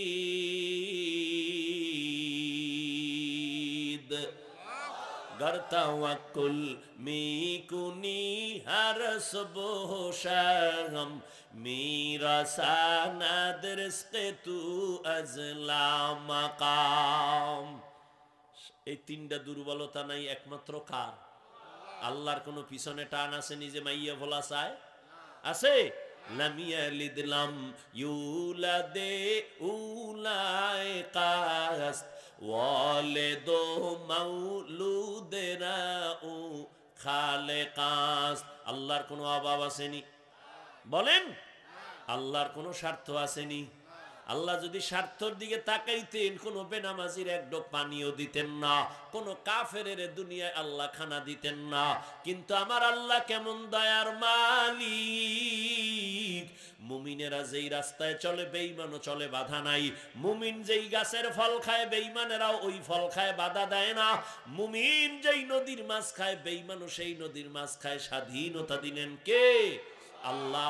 আল্লাহর কোনো স্বার্থের দিকে তাকান নাই, বরং আল্লাহর সাথে এত নাফরমানি করছে মানুষ। আল্লাহর দেওয়া পানি, আল্লাহর দেওয়া বাতাস, আল্লাহর দেওয়া সূর্যের আলো, চাঁদের আলো, জমিনের ফসল, গাছের ফল খাইয়া এরপরও মানুষ কত নিমখারামি করি। সারা রাত মোবাইল হাতে নিয়ে কবিরা গুনাহ কইরা রাত কাটাও। স্ত্রীর হক আদায়ের চিন্তা নাই, সন্তানের হক আদায়ের চিন্তা নাই। নামাজের আজান হইছে শুনছি যাই নাই, কত নাফরমানি করছি। আল্লাহ রাগ কইরা খানা বন্ধ করেন নাই, বরং আল্লাহ ডাকতেছেন, বান্দা আয়, তোর কি প্রয়োজন চা, আমি আল্লাহ দেওয়ার জন্য রেডি। ও নবীর আশিকের দল, আল্লাহর কাছে চাইতে কোনো লজ্জা নাই, আল্লাহ দিতে চায়, আমরা নেওয়ার সময় নাই। আল্লাহ ফজর জোহর আসর মাগরিব এশা না, ভোর রাতে আমার আল্লাহ দেওয়ার জন্য আসেন।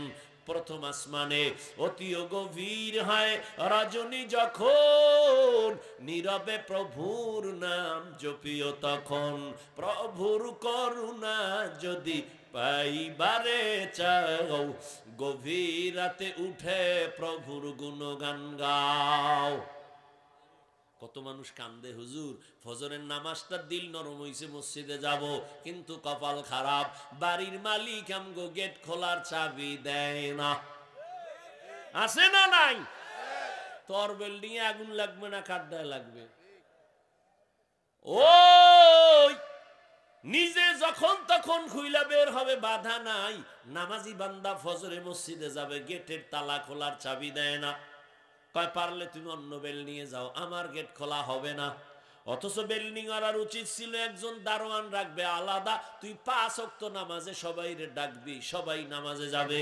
আর আমার বিল্ডিং এর ভাড়াটিয়ারা যদি নামাজ পড়ে, পর্দা করে, কোরআন পড়ে, আমার বিল্ডিং এর মতো শান্তির বিল্ডিং এই দুনিয়ার হবে না। এই দুনিয়ার জমিনে রাষ্ট্র চালাইছেন বাদশা হারুন রশিদ, নাম শুনছেন? কত বড় বাদশাহ। আবার তার স্ত্রীর নাম কি? জুবায়েদা খাতুন। কত বড় রাষ্ট্রপতি, একদিকে রাষ্ট্র চালায়, অন্যদিকে তাহাজ্জুদের নামাজে দাঁড়ায় বাদশা হারুন রশিদ, বুজুর্গ মানুষ। তার স্ত্রী জুবায়েদা কোরআনে হাফেজা। এই জুবায়েদার খেদমতে 100 মহিলা কাজ করে। কত? 100 নারী কাজ করে, কাজের নারী, কিন্তু সব নারীরা কোরআনের হাফেজা। জুবায়েদা খাতুন কয়, আমি এমন শিডিউল কইরা দিছি, একজন নারী কোরআন পড়বি, এরপরে কাজ করবি। ভাগ কইরা এমন ভাবে দিছে, তুমি 1 ঘন্টা কোরআন পড়া কাজে যাও, আর একজনে কোরআন পড়ো, তুমি 1 ঘন্টা পরে কাজে যাও, আর একজনে কোরআন পড়বা। এইভাবে জুবায়েদা 100 নারীকে কোরআনের সিস্টেম লাগায় দিছে, টাইম ভাগ কইরা। জুবায়েদা কয়, আমি চাই আমার ঘরের থেকে যেন 24টা ঘন্টাই কোরআনের আওয়াজ বের হয়। আর আম্মা জানেরা কি করে? স্বামী অফিসে গেছে, হেও আর এক অফিসে গেছে। স্বামী গেছে সামনের দরজা দিয়া, ম্যাডাম গেছে পেছনের দরজা দিয়া। স্বামী বেচারা খুশি, কই ঘুরতে গেছি, ঘুরতে। কয় ঘুরে টুরা টাইম মতো আইও, কি লাগবে বলো, নিয়ে আসবো। এই দুনিয়ার সংসার না সন্তানের লালন পালন করে, না কোনো মায়া আছে।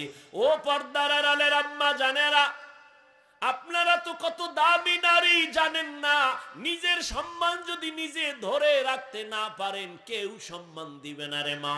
আপনারা তো নবীদের মায়ের মতো মা, সাহাবায়ে কেরামের মায়ের মতো মা, আপনারা তো আলেমের মা, হাফেজে কোরআনের মা, আপনারা তো খাদিজা রাদিয়াল্লাহু আনহার মতো নারী, ফাতেমার মতো নারী, আয়েশা রাদিয়াল্লাহু আনহার মতো নারী। এরে আম্মা জান, আপনার গর্ভ থেকেই তো এ জমিনে বড় বড় ডাক্তার, ইঞ্জিনিয়ার, প্রফেসর আসছে। আদর্শ সন্তান কবি নজরুল আসছে, আদর্শ সন্তান জুনায়েদ বাগদাদি, আদর্শ সন্তান বড় পীর আব্দুল কাদের জিলানী। ও আম্মা জানেরা, আপনি কি পারেন না একটা ভালো আদর্শবান ডাক্তারের মা হইয়া কবরে যাবেন? ওরে ডাক্তার তো আছে, তবে তাসনিমার মতো ডাক্তার এ জাতি চায় না। প্রফেসর তো আছে, তবে আহমদ শরীফ ঢাকা কলেজের নাস্তিক প্রফেসরের মতো কোন প্রফেসরে জাতি চায় না। জাতি ডাক্তার চায়, ডাকাত চায় না।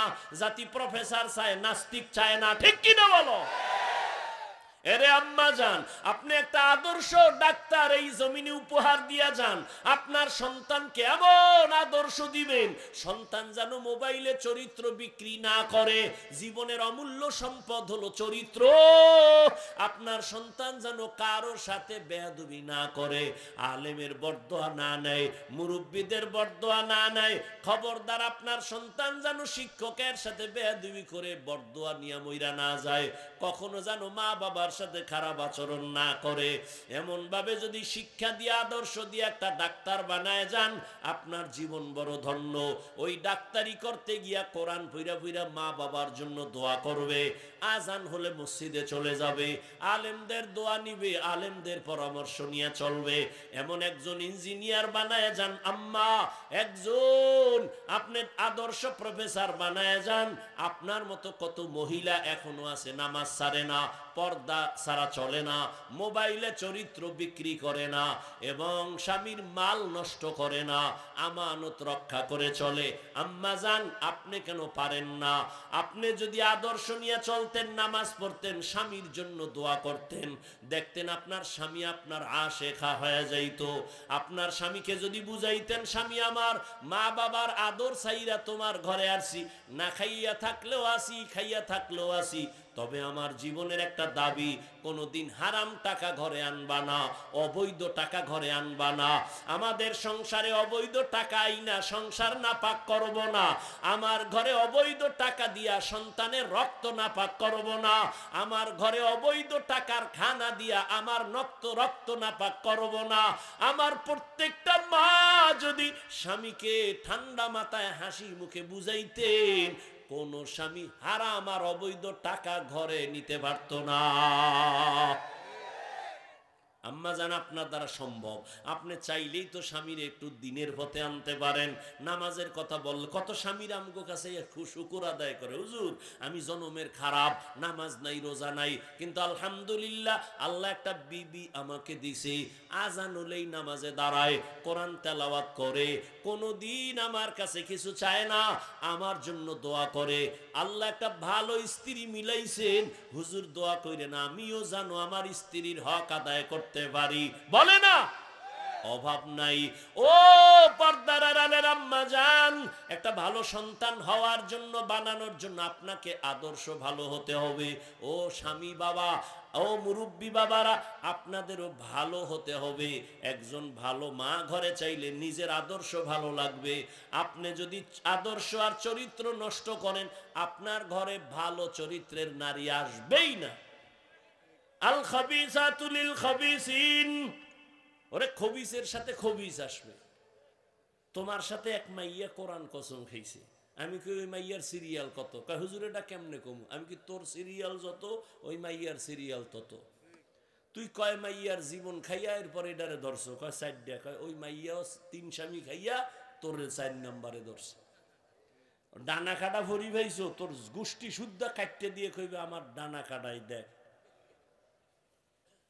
কি ডানা কাটা ভরি ঘরে আনছো, আইয়েই কয় তোর বাপের ডানা ভালো না কাট। ঘরে ডুইকাই কয় তোর মা আমার শাশুড়ির ডানা ভালো না কেটে দে। কয় কি করমু? কয় ঢাকার শহরে ফ্ল্যাট ল। ঢাকার শহরে ফ্ল্যাট লইয়া স্বামী আর স্ত্রী থাকে, দুইজনে দুদিকে দৌড়ায়। কিছুদিন পর স্বামীরে ফকিন্নি বানাইয়া এইবার কয় তোর ডানাও খারাপ, আমি হিজরত করলাম। ঠিক নি? হাসো কা, আমি খুশির কথা কইছি না জুতার বাড়ির কথা কইছি? তুই ওই পথে আসো, তোর লজ্জা করে না আবার হাসো? তোর কপালে এরকম একটা পড়লে তোর দুনিয়াও বরবাদ, আখেরাতও বরবাদ। জীবনে যদি কিছু কইরা তওবা কর আর আল্লাহর আল্লাহ, বিয়ে যদি কপালে থাকে তো একটা গরিবের মাইয়া দিও, নামাজি মা, ভালো গরু কিনতে গেছে দুধ খাইবে, এখন জিগা এই গরুটায় দুধ দেয়, মায়ে দিত কয় কেজি?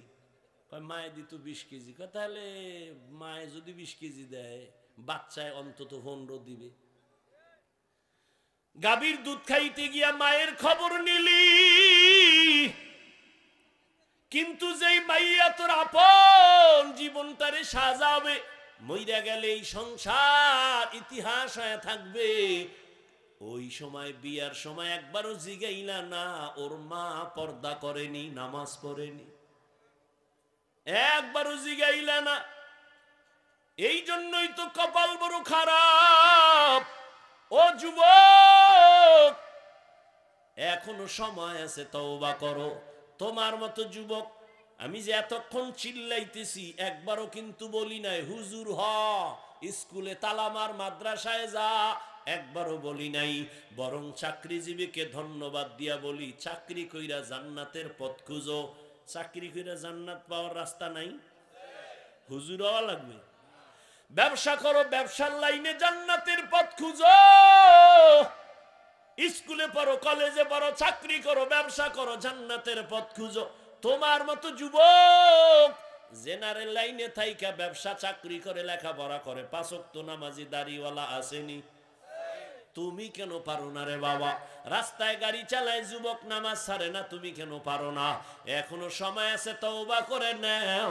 আল্লাহর কাছে মনে মনে অঙ্গীকার করো, আল্লাহ জীবনে তো মনের জাল মিটায় গুনাহ কম করি নাই।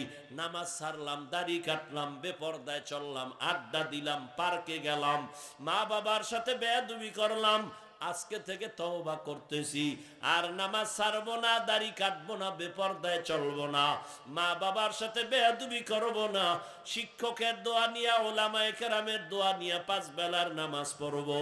তওবা করার মতো যদি অন্তর তৈরি হয়, মুনাফিকি না থাকে, দুটো হাত আমার আল্লাহকে দেখায় দাও।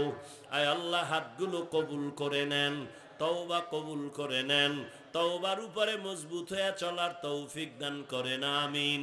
আলহামদুলিল্লাহি রাব্বিল আলামিন।